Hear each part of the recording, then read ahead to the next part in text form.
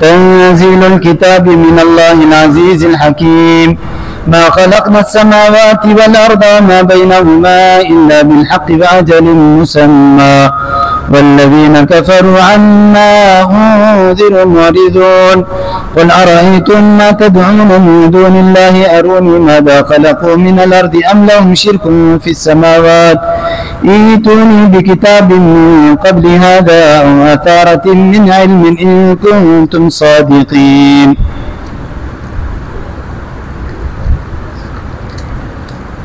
محترم مصلیان اکرام،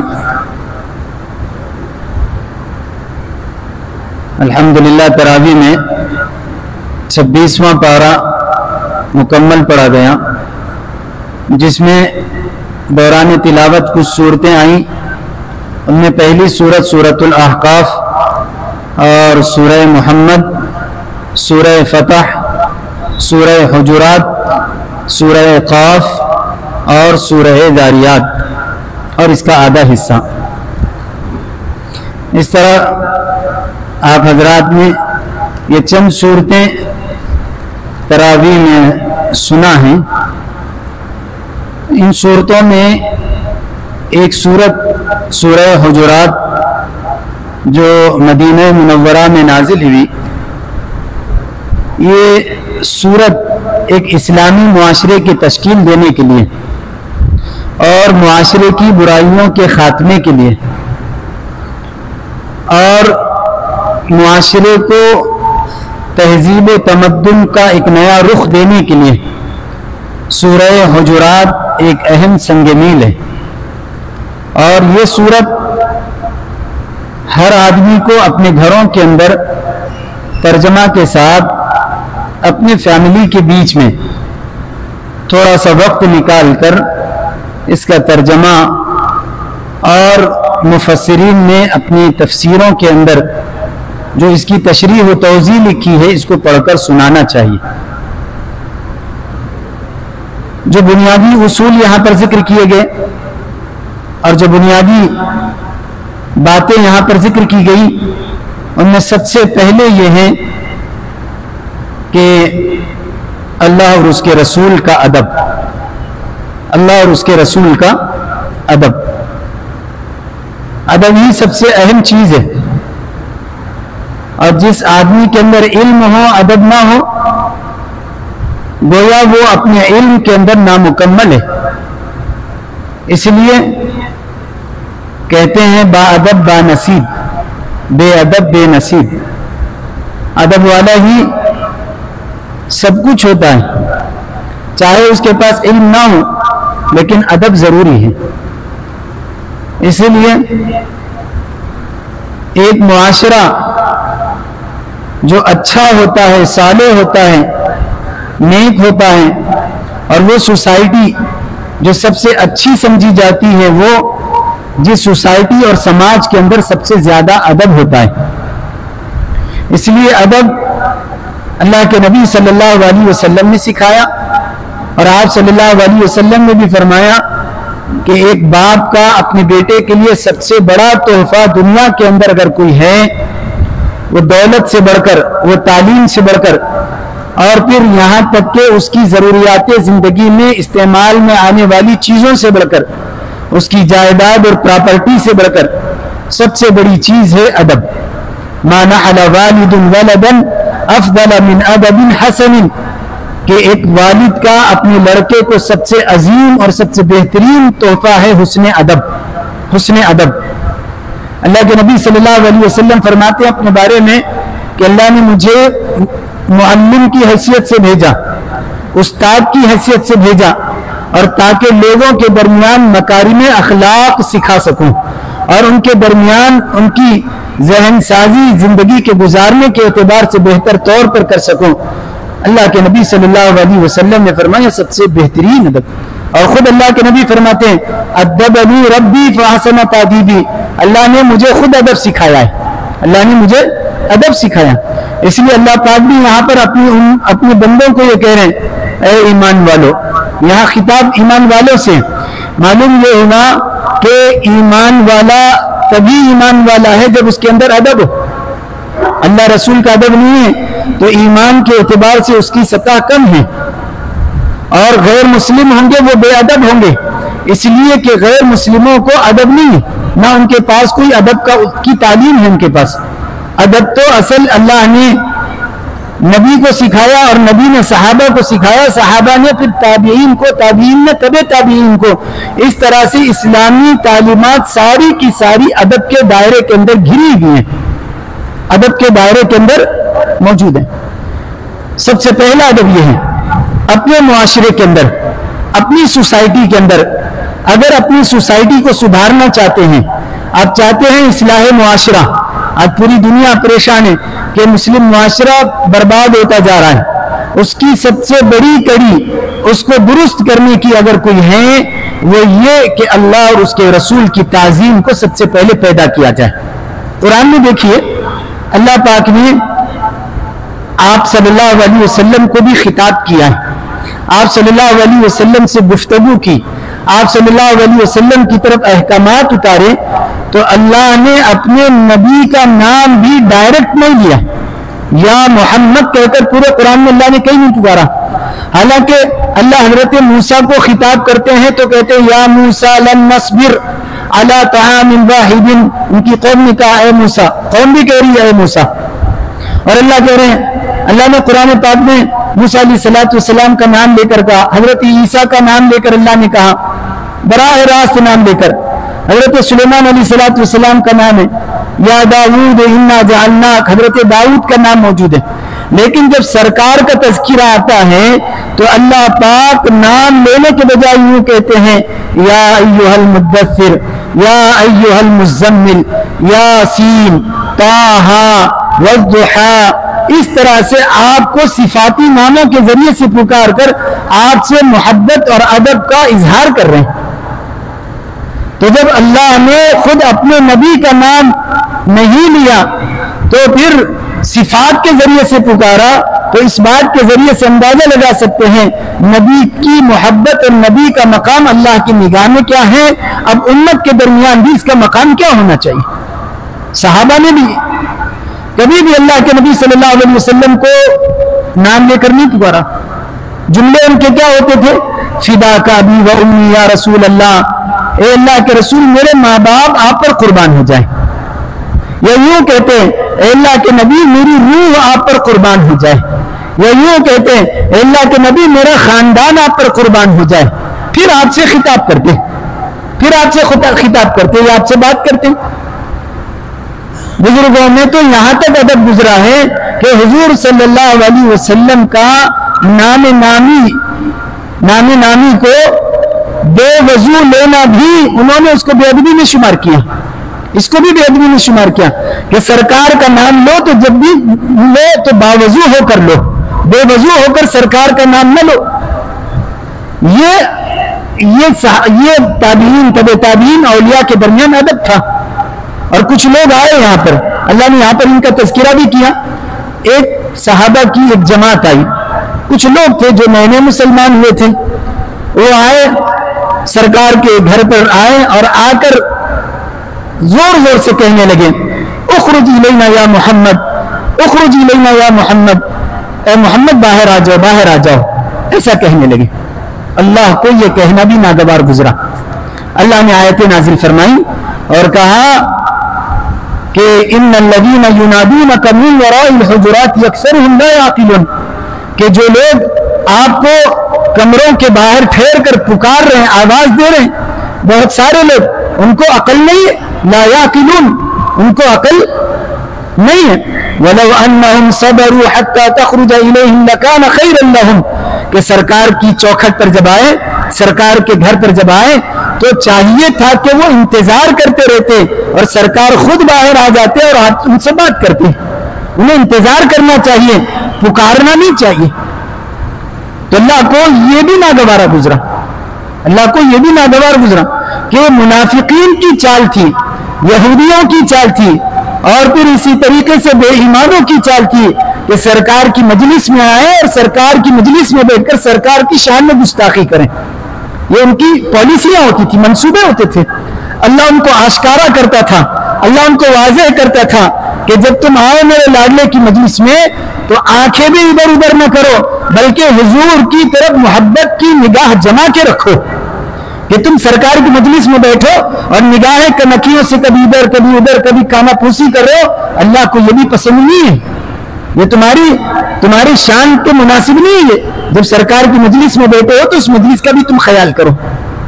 پھر اللہ فرما رہے ہیں جب بات کرو تو پھر اپنی آواز کو اونچی نہ کرو کہ تمہاری آواز سرکار کی آواز سے اونچی ہو جائے، اور سرکار کی آواز سے بھی تمہاری آواز اونچی ہو گئی. اللہ فرما رہے تمہارے سارے اعمال زندگی کے برباد، سارے اعمال زندگی کے برباد. دو موقع ہیں قرآن میں اللہ نے دو جگہ پر فرمایا. ایک جگہ وہ کہ جہاں اللہ کے ساتھ کوئی شرک کرتا ہے اس کے ساری زندگی کے عمل برباد ہے. لئن اشرکت لیحبطن عملک ولتکونن من الخاسرین. فرما رہے اگر تم نے شرک کیا تو ساری زندگی کے آپ کے عمل برباد ہیں.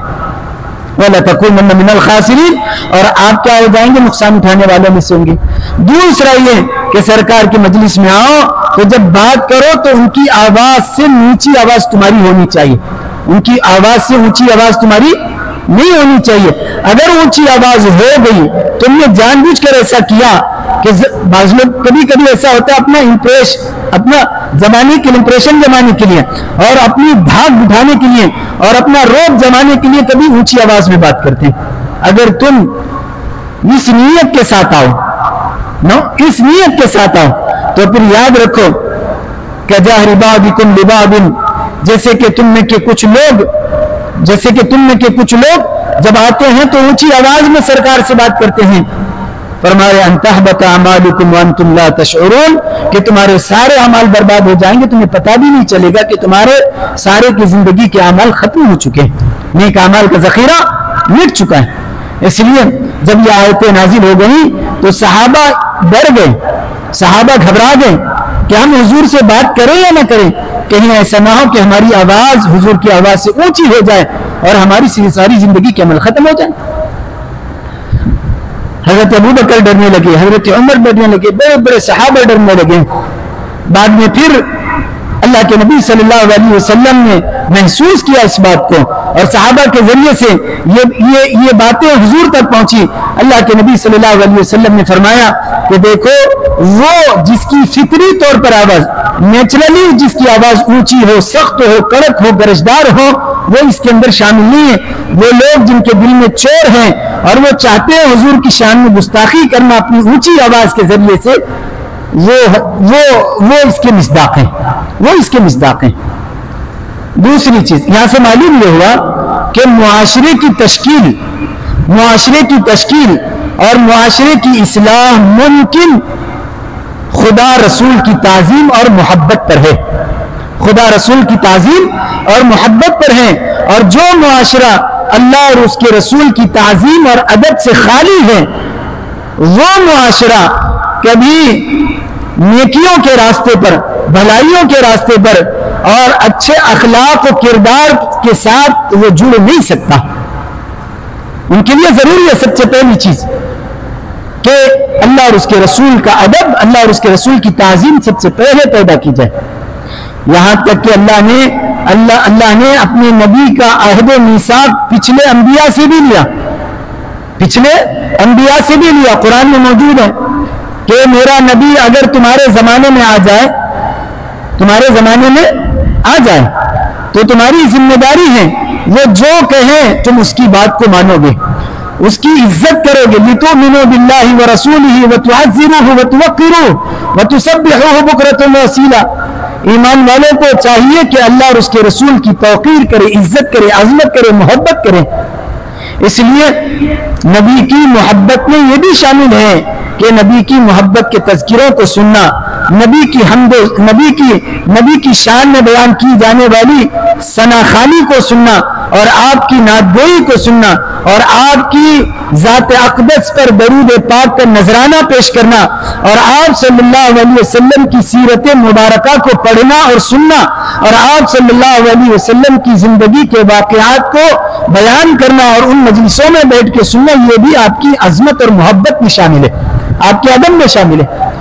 اور ایک چیز معاشرے میں عام طور سے جتنی لڑائیاں ہوتی ہیں نا، وہ لڑائیاں غلط افواہوں کی وجہ سے ہوتی ہیں. غلط افواہ، جیسے مثال کے طور پر میرے بارے میں کسی نے غلط افواہیں پھیلائی اور بس میرے کان کو افواہ لگی، میں نے لڑنا شروع کر دیا، میں نے تحقیق نہیں کی. یا کسی نے میرے بارے میں کچھ کہا، میں نے تحقیق نہیں، میں نے اس کا گریبان پکڑا. جب بھی کوئی بات آپ کے کانوں کو لگے، کوئی بھی افواہ پہنچے، تو سب سے پہلے اس کی تحقیق کرو. تحقیق کرو، ہو سکتا ہے کہ بعد میں معلوم ہو جائے کہ جو باتیں میں نے سنا تھا جس کے متعلق وہ باتیں غلط ہوں، وہ باتیں درست نہ ہو، تمہیں شرمندگی اٹھانی پڑے گی. اس لیے جب بھی کوئی بات پہنچے، اللہ فرما رہے فتبینوا، خوب تحقیق کرو، جہالت پر مت اترو، نادانی کے کاموں میں نہ جاؤ، بلکہ تحقیق کرو. تحقیق کے بعد کوئی اقدام کرو. تحقیق سے یہاں تک کہ میاں بیوی کے درمیان لڑائیاں غلط افواہوں کی وجہ سے، بھائی بھائی میں لڑائی غلط افواہ کی وجہ سے، محلے میں لڑائی غلط افواہ کی وجہ سے، کئی ساری چیزیں. آج اس وقت ماحول کو گرمانے کے لیے اور آپس کے درمیان خوریزیوں کا ماحول پیدا کرنے کے لیے غلط افواہوں کا سہارا لیا جا رہا ہے، اور غلط افواہوں کے ذریعے سے ہی ایک معاشرے کو دوسرے معاشرے سے، ایک کمیونٹی کو دوسرے کمیونٹی سے، اور ایک مذہب والے کو دوسرے مذہب والے سے، یا ایک برادری کو دوسرے برادری سے لڑایا جاتا ہے. سارا مسئلہ ہوتا ہے غلط افواہوں کا، غلط جھوٹی خبروں کا سہارا لے کر. اس لیے جھوٹی خبروں میں سب سے زیادہ بڑا جرم یہ نہیں ہے کوئی آدمی کسی جھوٹی خبر کے اوپر اقدام کر رہا، اس سے بڑا جرم یہ ہے کہ جو غلط اور جھوٹی خبریں پھیلا رہا. سب سے بڑا جرم کیا ہے؟ غلط اور جھوٹی خبریں پھیلانا. اس لیے غلط اور جھوٹی خبروں کو روک دیا جائے تو پھر سارے آپس کی لڑائیاں ختم ہو جاتی ہیں، سارے آپس کی لڑائیاں ختم ہو جاتی ہیں. اسی طریقے سے ایک اور ایک چیز ہے کہ فرما رہے ہیں کہ بہت سارے لوگ سوالات کرتے ہیں، زیادہ سوالات کرتے ہیں. تو ایسی صورت میں یا تو ایک مقصد ہوتا ہے تحقیق، ریسرچ، ایک مقصد ہوتا ہے خامخواہ کا سوال، اور دوسرا ایک مقصد ہوتا ہے کہ جان بوجھ کر آدمی جو ہے اپنے آپ کو مشقت میں ڈال رہا. دین میں آسانی ہے، دین میں راحت ہے. جتنا اللہ کے نبی نے کیا ہے، جتنا ہم نے اللہ کے نبی کو کرتے دیکھا ہے، ہمیں اس پر عمل کرنا ہے. ہمیں اس پر جتنا آدمی سوالات میں پڑتا ہے اتنی زیادہ پیچیدگیوں میں پڑتا ہے، اتنا زیادہ آدمی جو ہے مشقتوں میں گھر جاتا ہے. جیسے ایک واقعہ ہے سورہ بقرہ کے اندر، وہ پہلے ہی پارے کے اندر وہ قوم زیادہ سوالات کی وجہ سے جو پریشان ہو گئی. ایک صحابی آئے اللہ کے نبی صلی اللہ علیہ وسلم سے سوال کیا، اللہ کے نبی حج ہم پر فرض ہے. اللہ کے نبی نے فرمایا بھائی جس کے پاس آنے جانے کا، آمد و رفت کا خرچہ ہو، ساری چیزیں ہوں، صحت ہو، راستہ محفوظ ہو، امن والا ہو، اس کو چاہیے کہ حج کرے. اور حج زندگی میں ایک مرتبہ ہے، اللہ کے نبی نے فرمایا حج کرو. اب انہوں نے پوچھا اللہ کے نبی کیا ہم پر اس سال فرض ہے یا آئندہ سال بھی فرض ہے یا ہر سال فرض ہے؟ اس طرح سے سوالات کرنے لگے. اللہ کے نبی صلی اللہ علیہ وسلم کو ناگوار گزرا. اللہ کے نبی صلی اللہ علیہ وسلم خاموش رہے، اور ان بار بار کے سوالات کی وجہ سے اللہ کے نبی صلی اللہ علیہ وسلم بے چین ہو گئے. اللہ کے نبی صلی اللہ علیہ وسلم نے فرمایا، اور قرآن کی آیت اتری، تم بار بار سوال کرو گے. اگر اللہ کے نبی صلی اللہ علیہ وسلم تمہاری ان سوالوں کا جواب دیے اور یوں کہیں کہ دیکھو ہر سال تم پر حج فرض ہے، تو کتنی مشقت تم پر ہو جاتی، جتنا اللہ کے نبی نے کہا. اور جہاں خاموش ہو گئے بس خاموش ہو جاؤ، آگے سوال نہ کرو. اگر واقعتاً اس کی ضرورت محسوس ہوتی اللہ کے نبی اس کو بیان کر دیتے، یا اللہ کی طرف سے حکم آ جاتا اللہ کے نبی اس کو واضح کر دیتے. لو یطیعکم فی کثیر من الامر لعنتم، اگر تم بہت سارے معاملات میں اطاعت کے لیے تم سوالات کرتے رہو گے، یقیناً تم مشقت کے اندر پڑ جاؤ گے. لیکن تمہارے ایمان کو، تمہارے دلوں کے اندر کے ایمان کو اللہ پاک محبوب رکھتا ہے، پسند کرتا ہے. اسی لیے ہمیں زیادہ سوالات نہیں کرنا چاہیے. زیادہ سوالات کے اندر نہیں پڑنا چاہیے. اور ایک حکم آیا, اللہ فرماتے ہیں جب دو آدمیوں میں مسلمان میں لڑائی ہو تو مسلمان کو چاہیے کہ وہ آپس میں ان کے صلح کرا دے, ان کے درمیان کیا کرے, وہ صلح کرا دے. کہ صلح کرانا سب سے بڑی نیکی ہے, سب سے بڑی نیکی ہے. اور یہاں تک کہ اللہ فرما رہے ہیں کہ تم عدل اور انصاف کا دامن تھام کر ان کے درمیان صلح کراؤ گے. اللہ پاک صلح کرنے والوں سے محبت کرتے ہیں, انصاف کرنے والوں سے محبت کرتے ہیں. پھر اللہ ایک عجیب بڑا جملہ فرما رہے ہیں, مسلمان آپس میں کیسے لڑ سکتے ہیں, وہ تو بھائی ہیں. انما المؤمنون اخوۃ, مسلمان بھائی ہیں, تو بھائی کے اندر لڑائی کیسی؟ لہذا تم اللہ سے ڈرو, لہذا تم اللہ سے ڈرو, لڑائیاں ہو جائیں صلح صفائی کرو.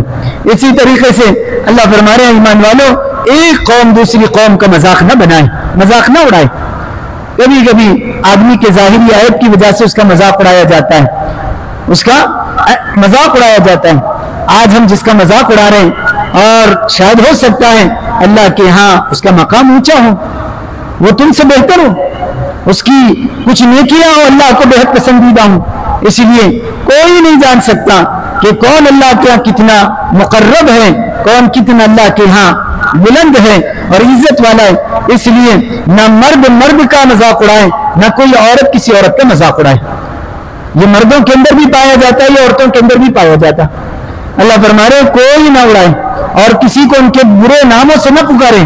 آج ہمارے معاشرے کا ایک بڑا بدچلن ایک ماحول بنا ہوا ہے, وہ یہ کہ ہم برے ناموں سے پکارتے ہیں, برے القاب سے پکارتے ہیں. اللہ فرما رہے ہرگز نہ ان کو برے نام دو, برے نام ہرگز نہ دو. ایک مرتبہ امی جان حضرت عائشہ صدیقہ رضی اللہ تعالیٰ عنہ, حضرت حفصہ رضی اللہ تعالیٰ عنہ کے درمیان کی باتیں اللہ کے نبی صلی اللہ علیہ وسلم حضرت عائشہ سے کچھ گفتگو فرما رہے تھے, اور گفتگو کے درمیان حضرت حفصہ کا بھی تذکرہ آ گیا. تو حضرت حفصہ رضی اللہ تعالیٰ عنہ جو چھوٹی قد کی تھی, قد ان کا چھوٹا تھا.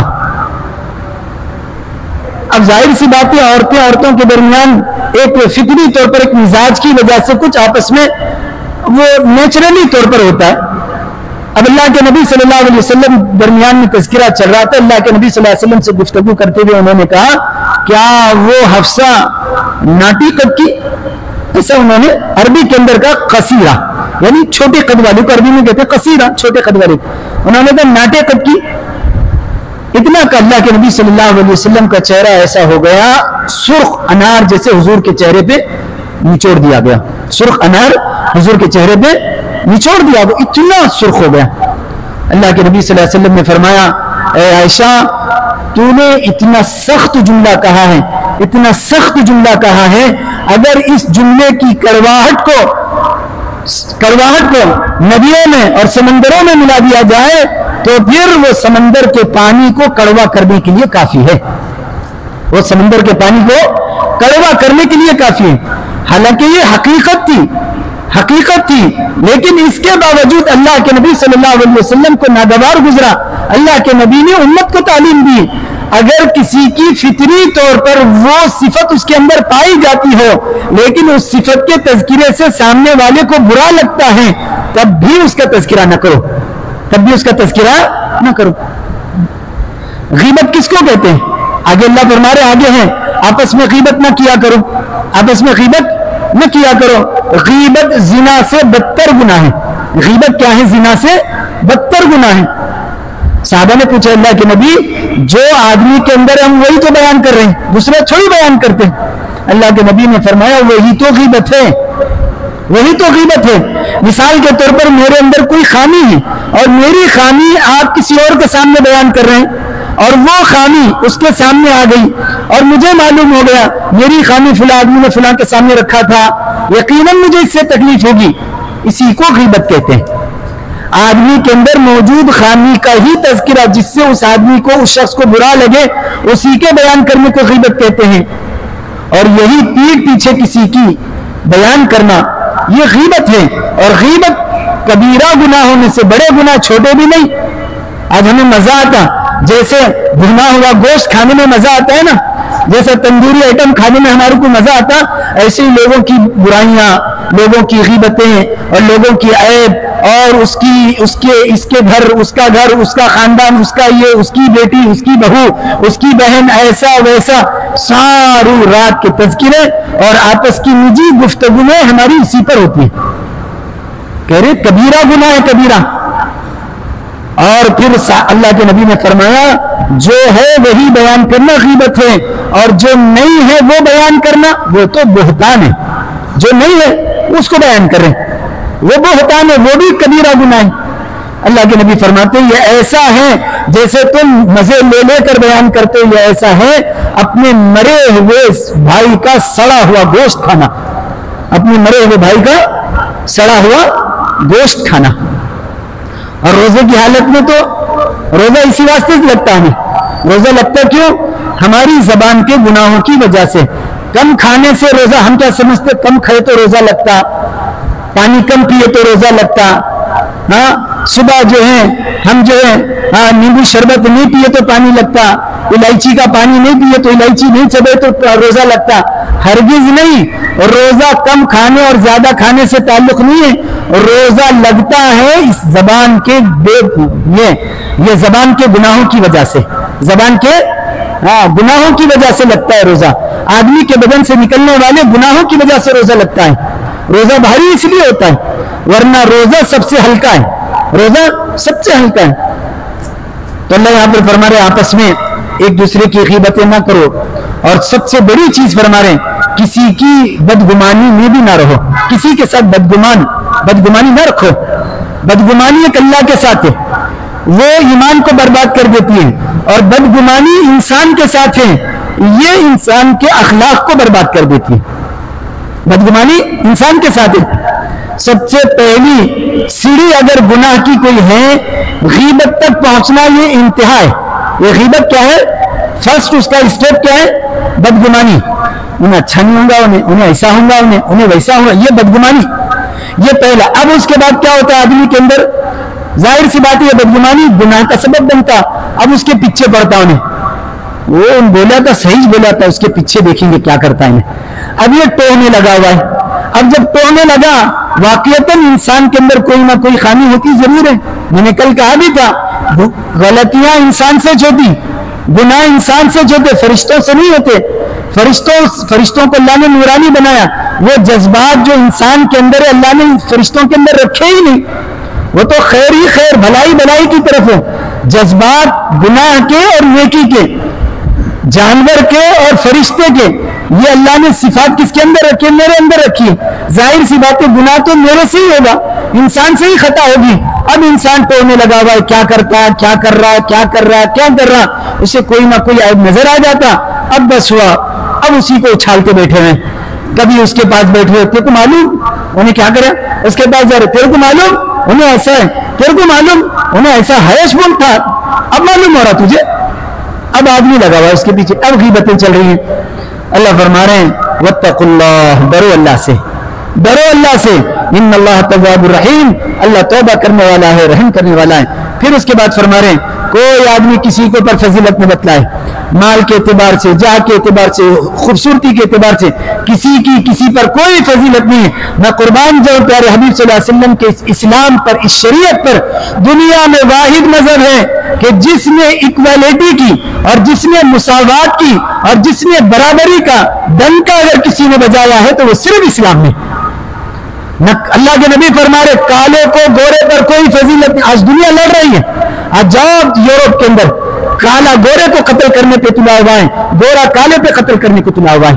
آج ہمارے ہندوستان کی سماجوں کے اندر دیکھیے اونچ نیچ طبقات موجود ہیں کہ کچھ وہ لوگ ہیں جسے جوتیوں سے بھی بدتر سمجھا جاتا، کچھ وہ لوگ ہیں قوم جو اپنے آپ کو سب سے اونچا اور افضل کہتی ہے. اسلام کہتا ہے واحد مذہب ہے جس پر ہمیں فخر ہونا چاہیے. اللہ کے نبی فرماتے ہیں کالے کو گورے پہ فضیلت نہیں، گورے کو کالے پہ فضیلت نہیں، عربی کو اجمی پہ فضیلت نہیں، اجمی کو عربی پہ فضیلت نہیں. اگر ہے کسی کی فضیلت وہ صرف تقوی کی بنیاد پر ہے.